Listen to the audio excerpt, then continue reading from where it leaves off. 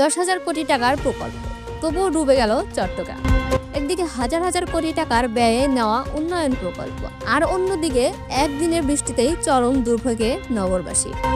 মাত্র 102 মিলিমিটারের বৃষ্টিতেই তলিয়ে গেছে চট্টগ্রামের বহু এলাকা। অথচ চলতি বছরে 30 মে 194 মিলিমিটার বৃষ্টিতেও এতটা জলাবদ্ধতা হয়নি। তাহলে এবার কি হলো? বিশেষজ্ঞরা বলছেন, নালা আর খাল ভরাট করে ফেললেও পর্যাপ্তভাবে পরিষ্কার করা হয়নি। আর যে উন্নয়ন প্রকল্প খরচ হয়েছে প্রায় 10,000 কোটি টাকা, সেখানে নাকি কাজেই ছিল নানা ত্রুটি। তবে প্রশাসনের দাবি ভিন্ন। তারা বলছে সব নালা খাল পরিষ্কার আছে, প্রকৃতির দোষে জলাবদ্ধতা। তবে বাস্তবতা হলো অল্প বৃষ্টিতেই ডুবে যাচ্ছে নগর। বঙ্গোপসাগরে সৃষ্ট নিম্নচাপ ইতিমধ্যে উপকূল অতিক্রম করেছে, আর তার সঙ্গে যুক্ত হয়েছে সক্রিয় মৌসুমী বায়ু।